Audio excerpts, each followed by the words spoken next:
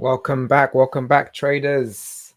And thank you for being here. Welcome to the Trader Roundup podcast, where highly attuned, like minded traders come together to become 1% stronger each and every day.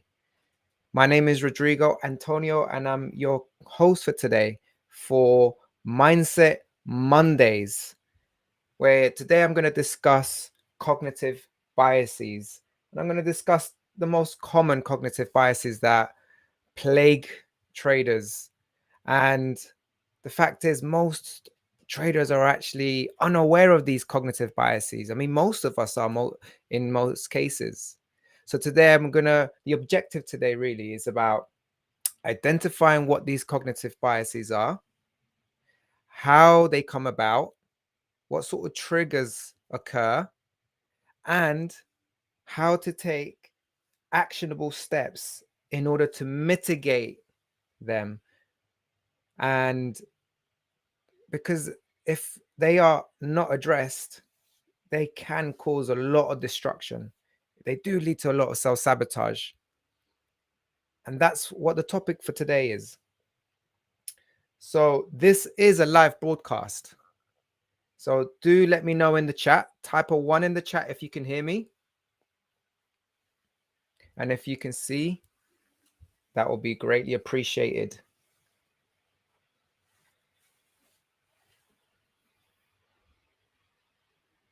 Fantastic.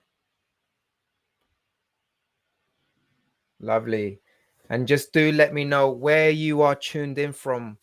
What country, city are you representing? Would love to know where all of you are.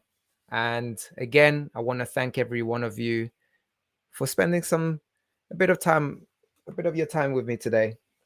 It's a Monday and it's the start of a new trading week. And I want the content for today, the conversation of today, to be about giving you the right mindset, the right thought provoking and valuable information so that it prepares you for what's coming ahead. Because what comes ahead when we're trading is we are going to war. We are going to battle. Every time you switch your machine on, every time you open up the charts, you are entering into a battlefield.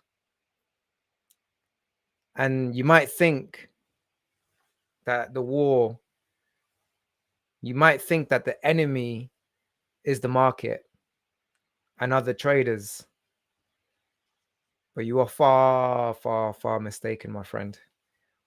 The enemy is within. You yourself are the enemy. And there are what's called cognitive biases, heuristics that are happening every moment of the day, of our waking day, that are channeling our thoughts and our behaviors in ways of which are not always beneficial for us, are not always going to give us the outcome that we desire. And this is just a reality. This is what we have to go up against.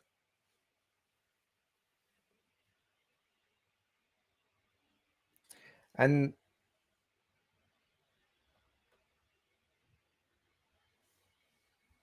the first cognitive bias, as you might have heard of before, is the cognitive bias.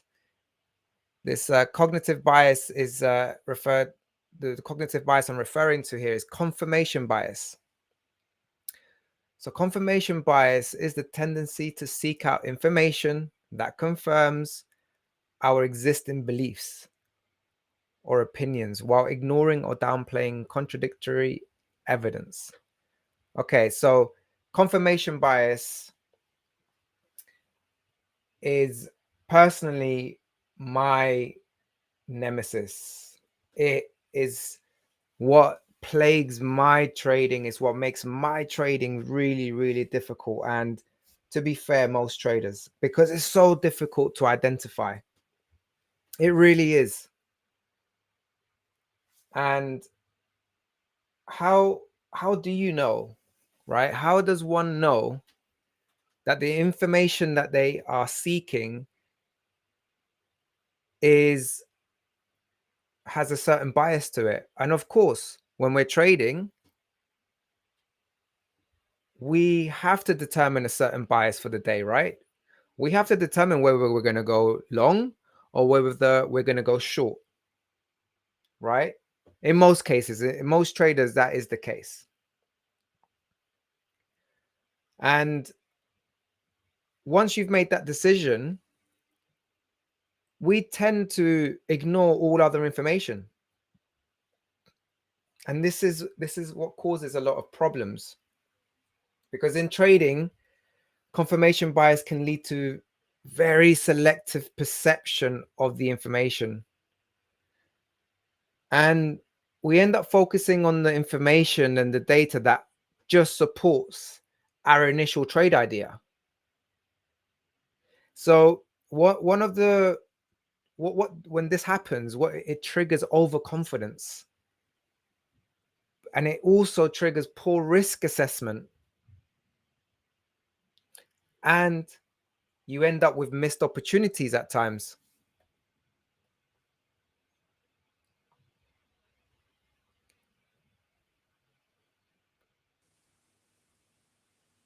And I'm joined here by my co-host, Kit ICT Concepts. What up, what up, what up? Can you hear me? Yeah, I can hear you. How are you? Doing good, man. Just had a little live stream calling some price action real time, and it was pretty well. And I wanted to try and migrate folks from there to here. So that was kind of the idea. Um, but yeah, man, it was really good actually. I mean, day's playing out exactly as I thought. This cognitive bias that you're talking about, I find this topic fascinating.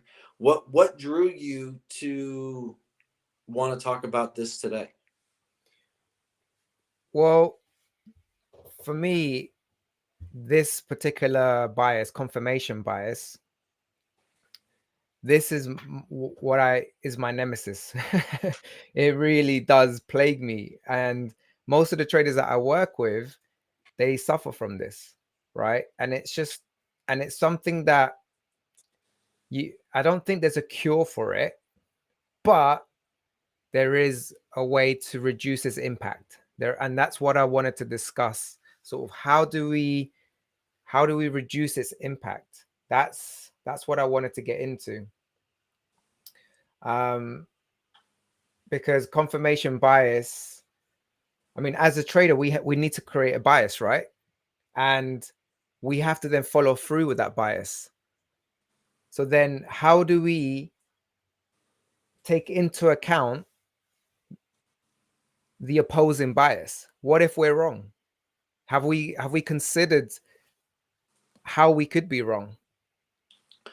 I think you frame up an excellent question, and one thing I don't think enough traders really pay attention to, and that's the market's going to go up and it's going to go down, right? Like it's never one way. So even when we're bringing a bias, I think we're bringing a directional bias at times that's more so than what we need.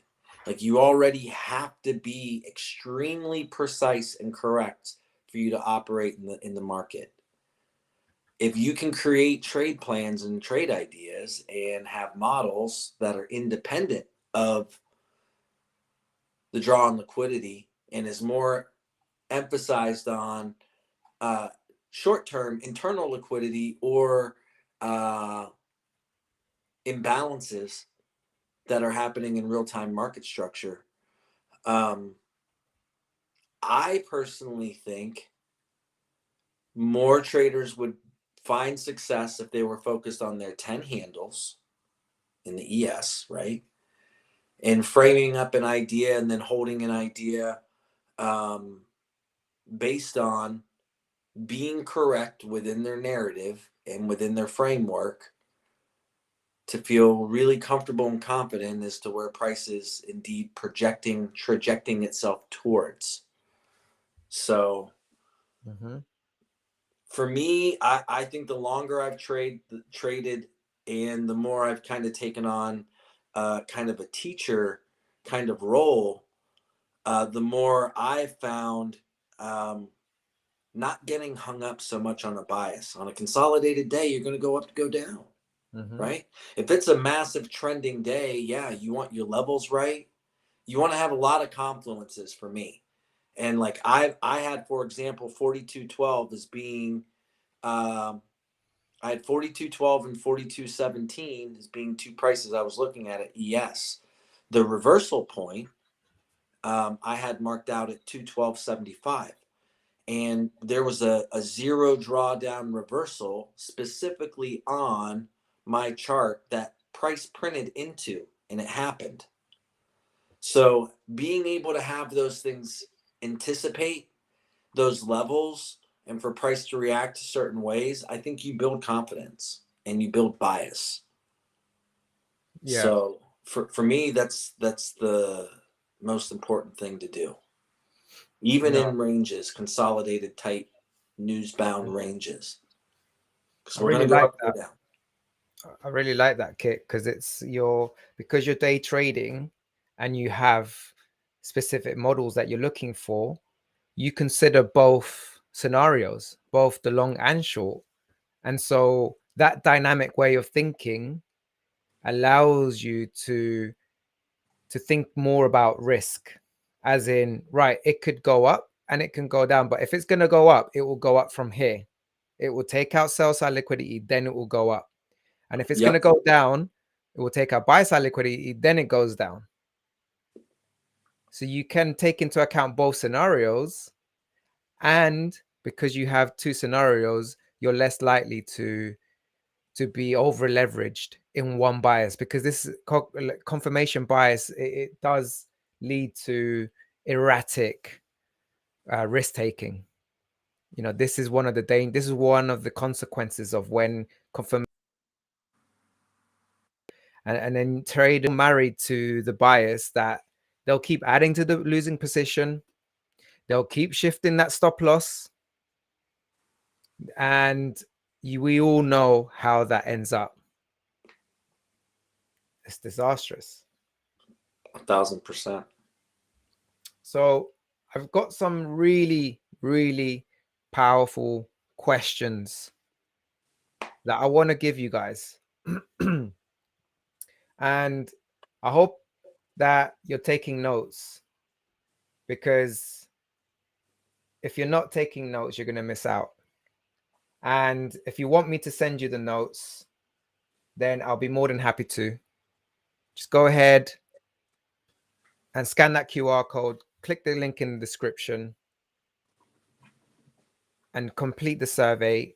And I'll send out the show notes and these questions. And in order to avoid confirmation bias, these are the questions that you can ask yourself, right? And this is critical thinking, guys, right? As a trader, you gotta be critically asking yourself these questions.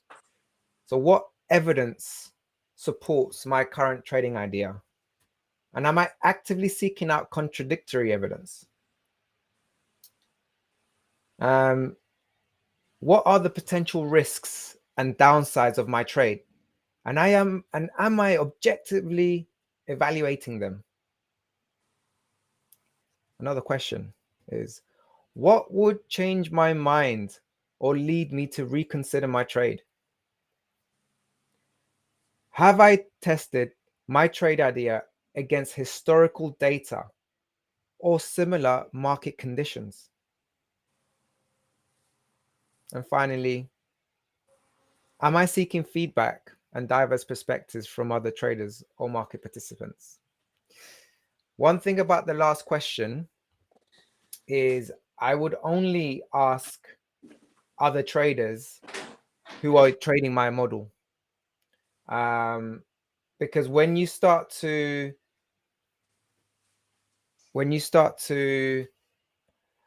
have too many traders in your sort of black book, as they say, or if you're seeking, almost like you're seeking a validation from other traders that are not using your model, then you're going to get mixed signals, and you can end up doubting yourself. But it's very important.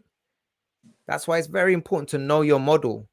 Have your model written out in a flow chart. If and when this happens, then this. And so when you do end up asking another trader for their opinion or anything like that, what is your bias? Even if they contradict you, at least you are aware of whatever that the contradiction is, whatever their bias is. But you take your, if you have a valid setup, you take it. And so these are some of the questions you can ask. These are critical thinking questions that you can actively counteract confirmation bias in order to broaden your perspective and make more informed trading decisions that are more balanced and based on the available evidence that you have. So I want to pose a question to you all now.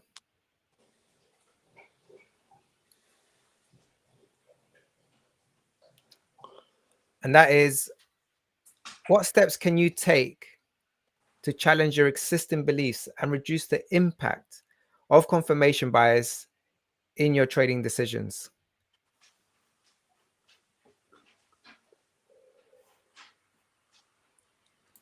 And we'll open up the chat.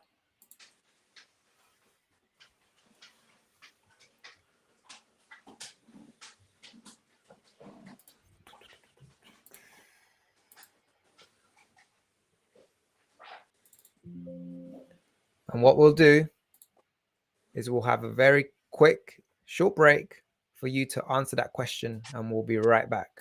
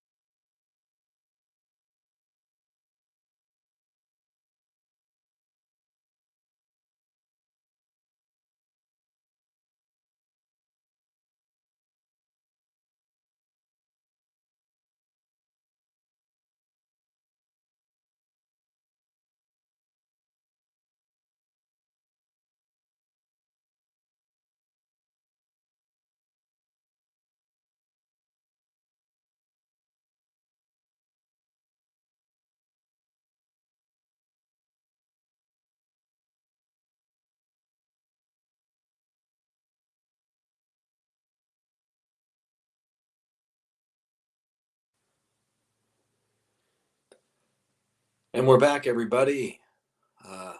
It's Kit ICT Concepts coming into Mindset Mondays with Rod. Want to welcome our host back. How's it going, yes. Rod? Hello. I was talking to myself for about 2 minutes there. I understand that. I do that all the time. Yeah, I had myself muted. So thanks, Kit. There was a question I was this one here that I was answering, and then I'll get back to the others. This one here from M Reza. So So if you're feeling a sense of confusion at the start of the week and you don't really understand anything, it can mean either two things. One, your back-tested model, which includes not only the confirmation, the confluences that you're looking for, but also the market conditions, if they are currently not present in the market. Therefore, you should not be trading. You should be reading the tape. Or it could be that you are not in sync with the market, with the price action, and that could mean that there is an imbalance in your physical, mental, or spiritual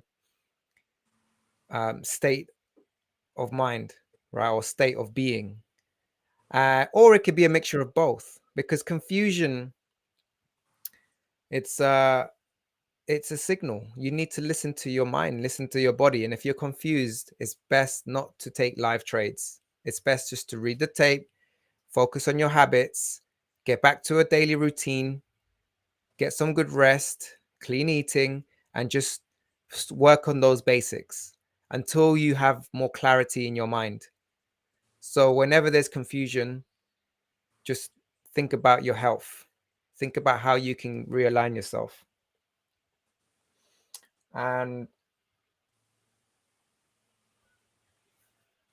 what I like to do is move on to loss aversion. This cognitive bias refers to the tendency to feel the pain of losses more strongly, is exacerbated compared to the pleasure of gains. And with loss aversion, it again is very common in traders. And look, we got to admit it. We got to be honest with ourselves. It really does suck to lose a trade.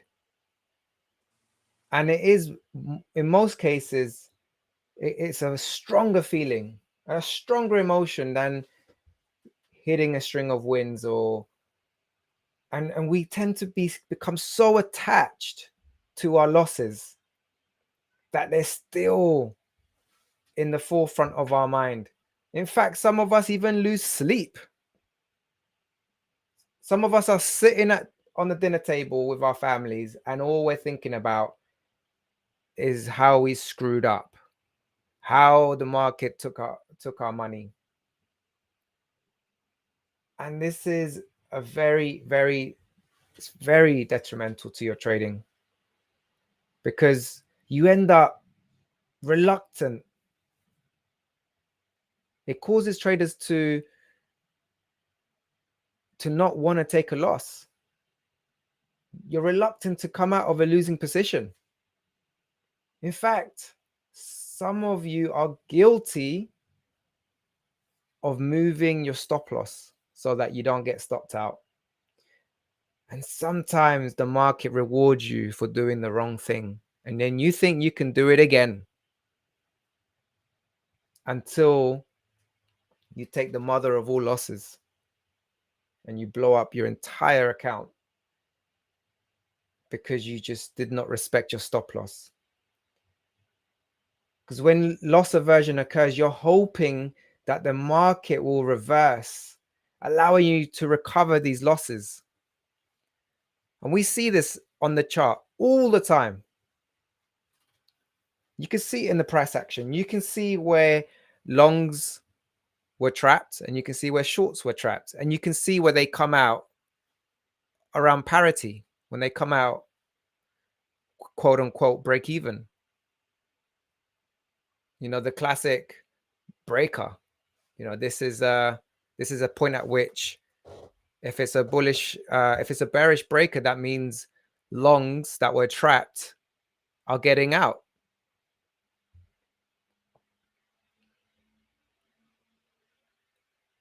So this has loss aversion.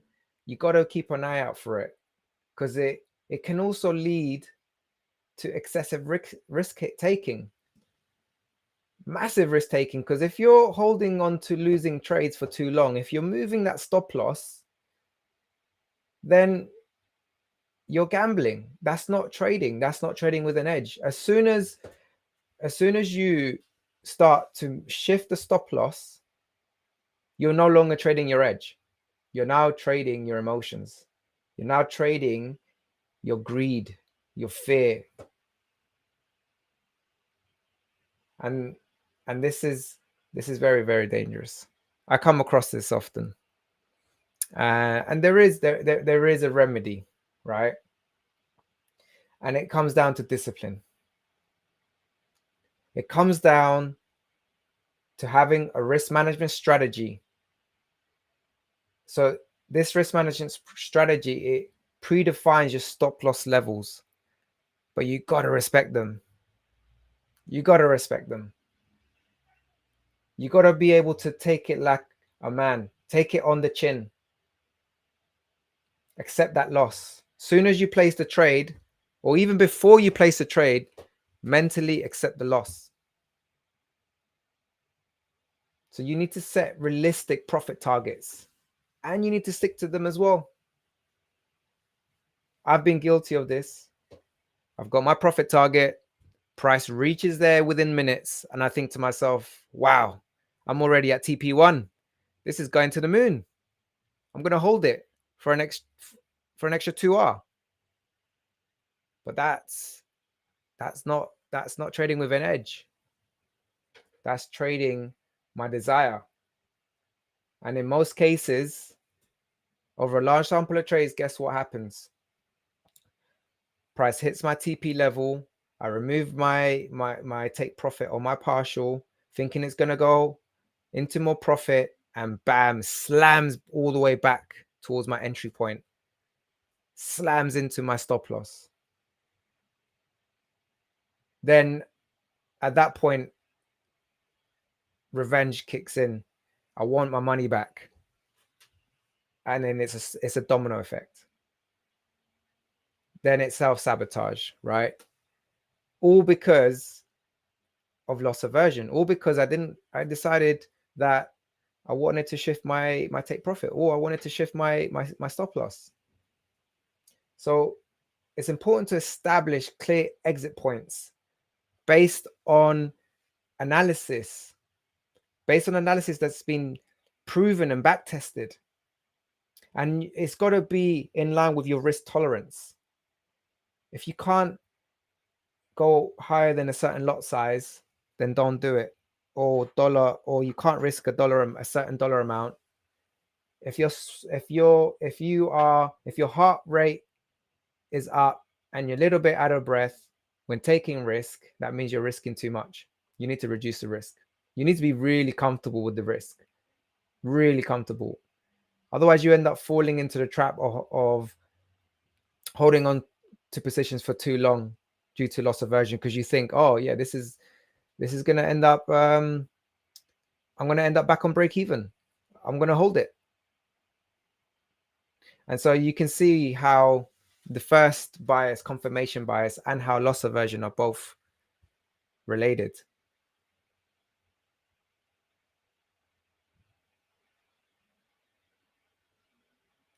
So let's have a look at these comments. See, the chat is quite busy here. So let's see. Have you got any? Do you see any comments that we can discuss? Yeah. I mean, I think stop loss is a big deal. I like talking about that when we're talking about loss aversion. I think from a technical analysis standpoint, you really want to get good at managing a tight stop.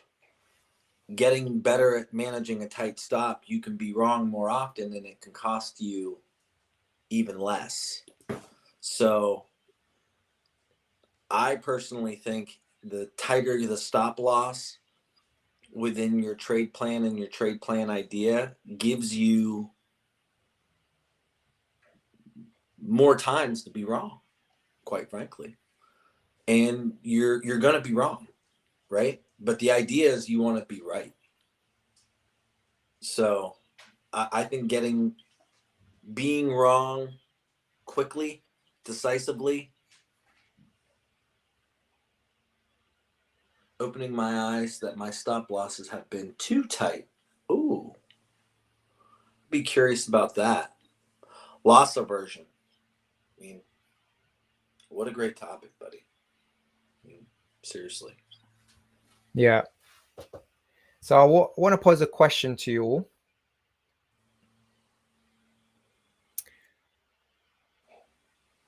And that is, what is the longest period of time you have held onto a losing position in the hope that it could turn around?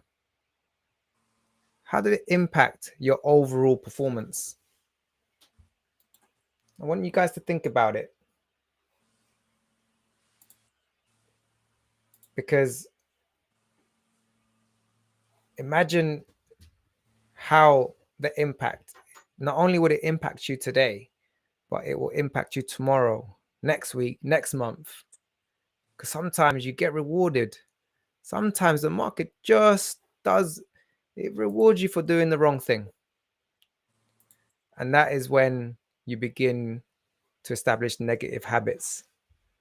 So we'll jump into a quick break and we shall be right back.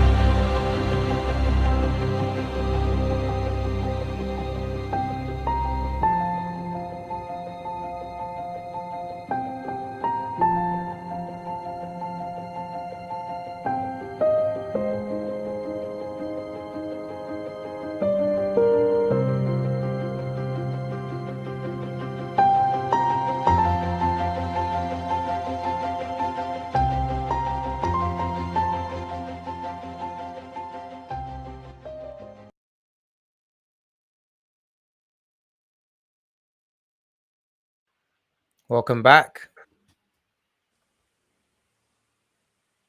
We have Nathan here saying, held a trade for a few weeks and it had a negative impact that lasted months. Wow. This is an example of loss aversion. Nathan, I appreciate you sharing this and being honest. This is why I wanted to jump on today.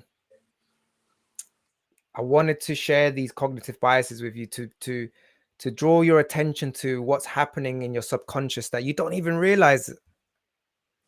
And it's so that what's happened to Nathan doesn't happen to you. What's happened to me doesn't happen to you. So appreciate that, Nathan. Appreciate your contribution. Appreciate everyone here. And I want to move on to the anchoring bias.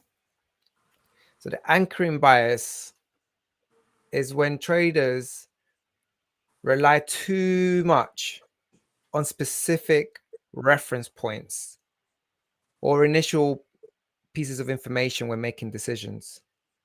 I'll give you the easiest one, right? A simple one.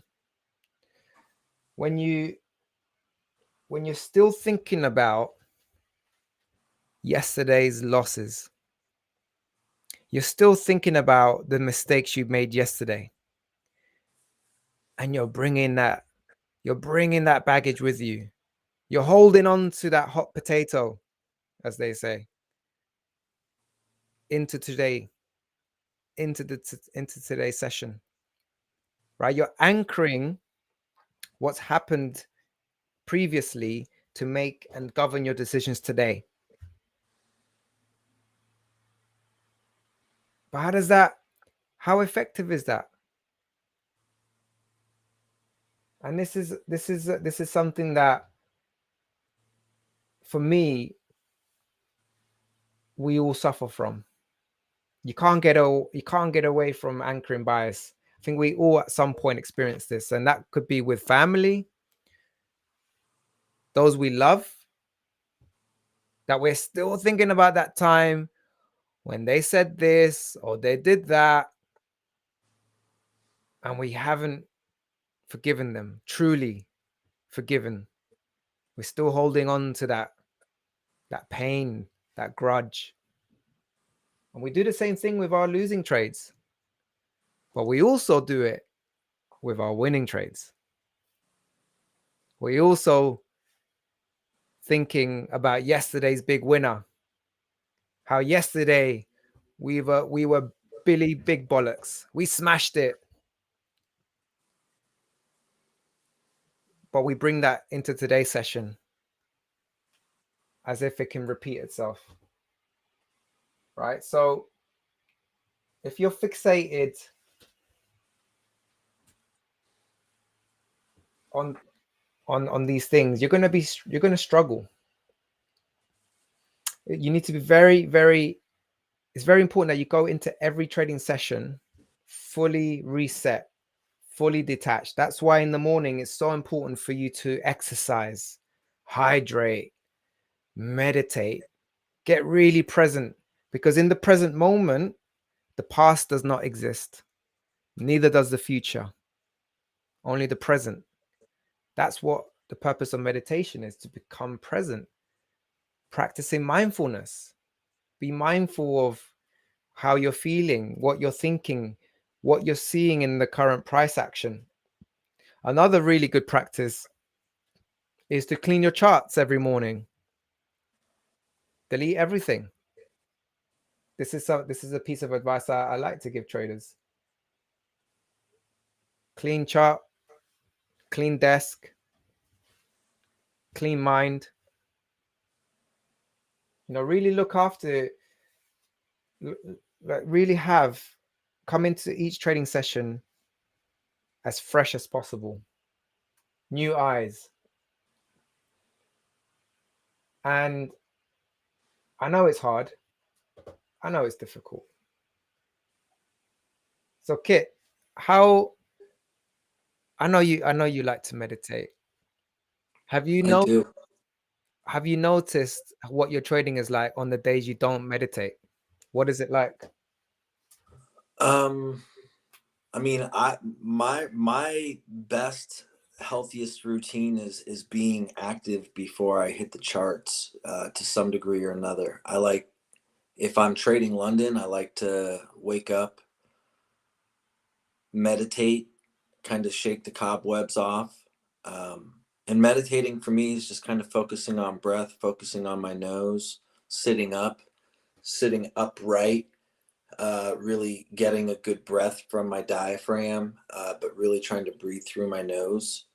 And I try and kind of turn off my mind while at the same time kind of trying to think positive thoughts, similar to what I think people do when they exercise, right? So um, for me, that's what I do when I meditate, and I find that when I do these mental exercises and or physical exercises in the morning, then it gives me a refreshed outlook, a clarity on the charts. Because I feel like every single day that I come to the charts, that I'm not in a routine, that I'm not in a rhythm, then those are days like, it's like the cable, like you're not just, it's not coming, it's fuzzy, right? Like you don't see the market always as clearly as you do other times when you get in these really healthy habits. So for me, the healthy habits help bring clarity, and I see a reward for doing it just based on that alone. So meditating, physical exercise, all of that for me. So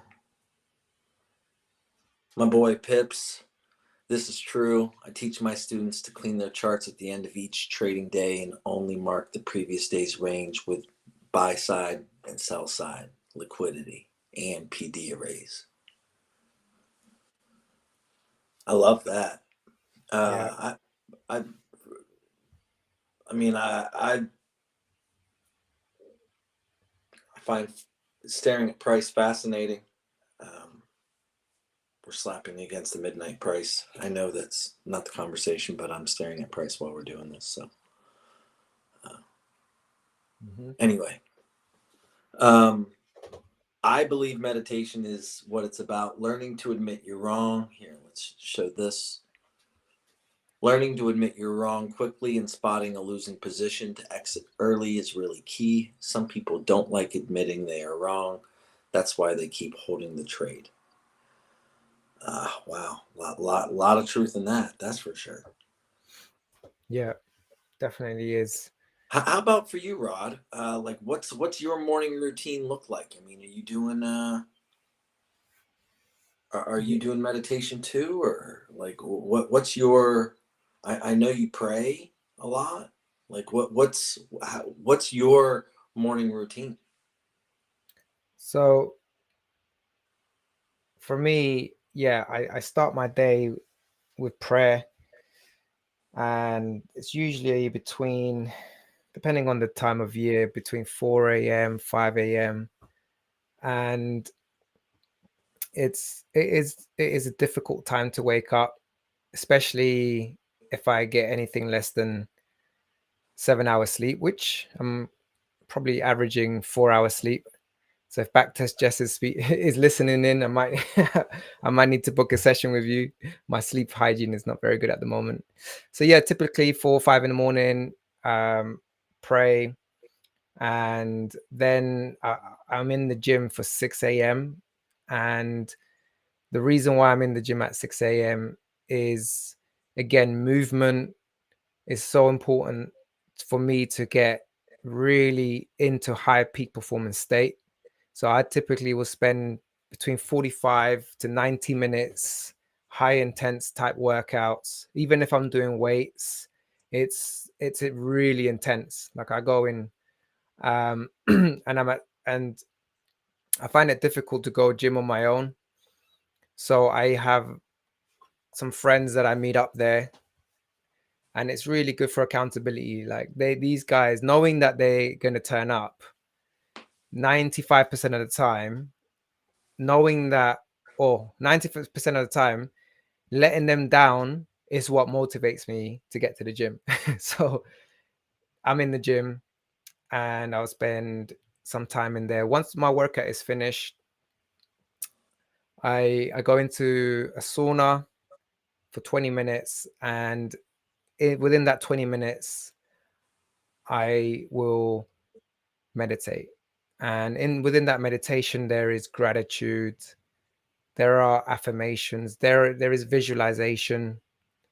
And then once that's over, I head outside, even if it's winter, and I start to do some Wim Hof breathing. So typically with Wim Hof, I'm doing 3 or 4 rounds, 30 to 40 breaths. And if you don't know what that is, it's a breathing technique which I recommend everybody try out. We Just do it every day on affirmations and models at yeah, 7:30. yeah, it's such a powerful practice. And that feeling that I get in the sauna where I'm really relaxed, and obviously I've had an intense workout, I'm a bit like, oh, I'm not feeling so energetic. The Wim Hof, wow, that's like having 10 espresso shots, and I feel absolutely on fire. I'm ready to take on the world, and I'm leaving that gym with full energy, and then I head out and do my I'll do the school run. So that's once I finish the school run, then I come home and I start preparing for New York session. So I don't tend to trade London with this routine. um I like to trade the New York session just so that I can have that morning period to really put myself into peak state. So yeah, that's my morning routine. It's yeah, it's quite, some people would say it's a bit extreme. Some people say, well, that's a lot, but I mean, it works for me. It's years in the making. It's not an easy thing to do one day or the next. And some people don't even have access to, obviously, the facilities, etc. So I know massively privileged, and I love my routine. I love my morning is just it's me time, right? And I highly recommend all of you to have a morning routine. You must have a morning routine. And in fact, one big advice that I'm going to give each of you is start your day the night before. So the night before, you need to already have planned what time you're going to wake up and what you're going to be doing the first 8 hours of waking up. So important. Those first 8 hours. And those first 8 hours are what's going to dictate how you perform that day. So if you can do all of your most difficult, most urgent, important tasks in those first 8 hours, whether that be trading related, admin, or anything like or work or whatever, then do it in the first 8 hours because that's when you have less limbic friction. Limbic friction is a term coined by Dr. Huberman. Highly recommend his podcast. And it's just a lot easier to get things done in those first 8 hours. There's another book called I think it's called Swallow the Frog or something like that. But yeah, so these are the kind of things that I like to do. We got Gershon Record saying, I struggle with a routine because I drive truck 18-wheeler coast to coast and my hands are on the wheel for 11 hours. So I struggle with being patient when I look at the market.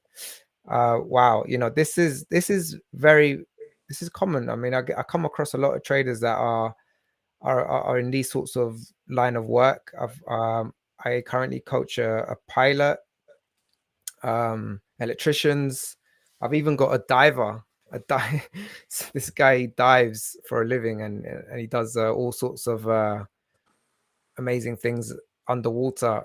And yeah, the hours are long, but you gotta.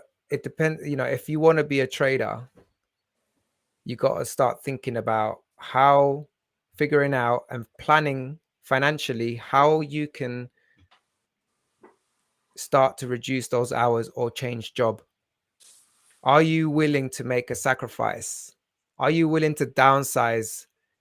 Are you willing to reduce certain lifestyles, certain luxuries in your life in order to make trading work? I say it's a difficult question. It's a difficult thing to do, especially, if there's no other work available. It is difficult. Now, 11 hours, I mean, it's a lot. It's a lot. So it's very difficult to be able to be in the right frame state of mind to trade. So it's a difficult one. And it's just how can you change hours or change role in order to make trading work for you and your family? That's what you got to ask yourself.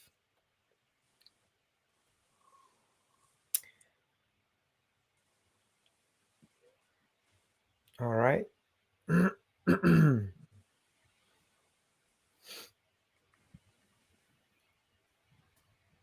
We've got, a couple of comments on Wim Hof.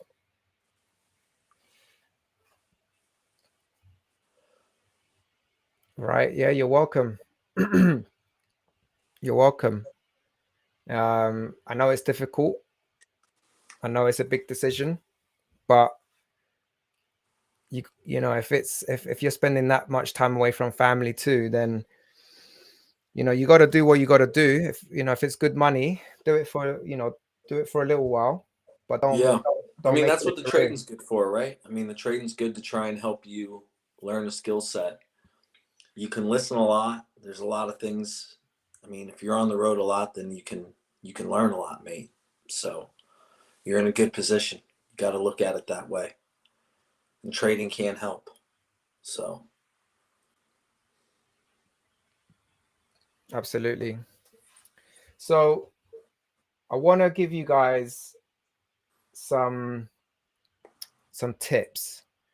So we're coming up to wrapping up this podcast. I don't want to make it too long. We're coming up to the 60-minute mark. And I want to I want to give you guys something. You've been here all this time, and it's very much appreciated. And those of you who are interested in improving your trading, then scan the QR code. Oops, sorry. No worries. I'll bring it back. Scan that QR code, use the link in the description, and complete the survey. So I can send you some show notes. I can send you some tips on confirmation biases. And those listening in, taking notes, I want you guys to go away with something. And when it comes to these cognitive biases, it's all about questions. It's all about the questions that you ask yourself. And those questions, the quality of your questions determines the quality of the answer. And really, you should have a list of questions next to you so that you can mitigate the negative impact of these cognitive biases. It's really, really important. Always be asking yourself these questions. So for confirmation bias, you want to ask yourself, like, how often do you seek alternative viewpoints or contradictory evidence before making a trading decision? Can you recall a specific instance when confirmation bias led you to overlook crucial information that could have influenced your trade? What steps can you take to challenge your existing beliefs and reduce the impact of confirmation bias in your trading? For loss aversion, you want to ask yourself, how do you manage the emotional impact of losses in your trading?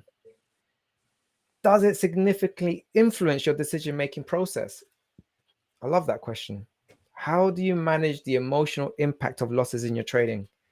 This is a great one. This is such a good question. And it's a question that I ask myself when I'm visualizing. So when I'm visualizing my trading session, I ask myself, what is the emotional impact that I'm gonna have when I take a loss today? I'm already down 2% from last week, or I'm down. What Having another loss today, how is that gonna feel? And when I visualize it, it's gonna feel frustrating. I'm gonna feel annoyed.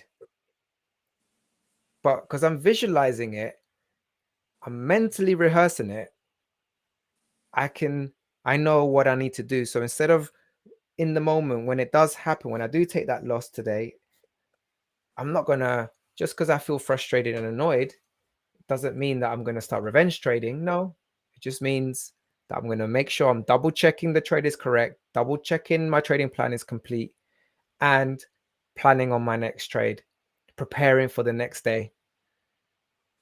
Continue to follow the process. Another question for loss aversion is, how can you strike a balance between managing risk and allowing yourself to take calculated risks without being overly influenced by the fear of losses? This is so important to understanding your own tolerance. For anchoring bias, you want to ask yourself, have you ever found yourself holding on to a trade or a price target simply because it was your initial reference point? How did you impact your ability to adapt to changing market conditions? Yeah, this is a tough one. Actually, I would like to ask you, Kid, about that one. So I'll ask it again. Let me see if I can get it up on screen. So it's a really good question, especially if you're a discretional trader. So this is This is a question for anchoring bias. Okay, which one is it? Is it? I This just one here. I've just put it up on the screen. So, have you ever found yourself holding on to a trade or a price target simply because it was your initial reference point? How did it impact your ability to change when the market is adapting? I Or mean, how do I you feel like adapt? I feel like we have to adapt with the market. So, oh, turtle soup. So we have to adapt with the market and with what prices is given within the market. Wow, right on my level. Um,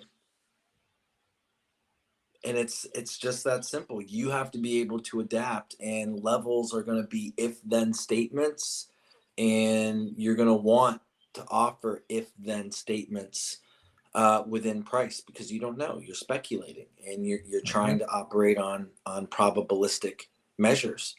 So you're trying to find confluence and ways to create probabilities, and your levels are going to be one thing that will validate and disvalidate those. So as much as people don't like having lines on their chart, they need to have uh, very well annotated levels, and they need to focus on those.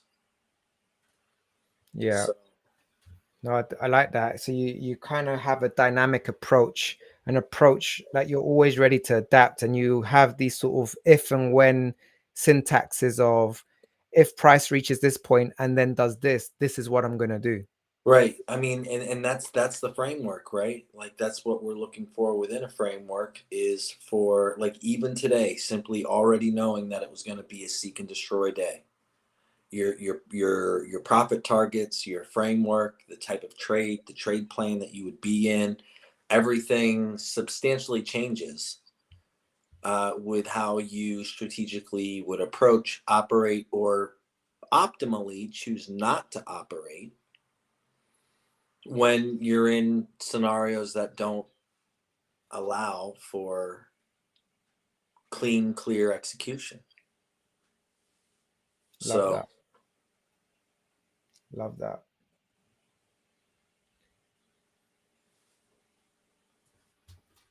So I want to start wrapping things up, yeah, it's a good time.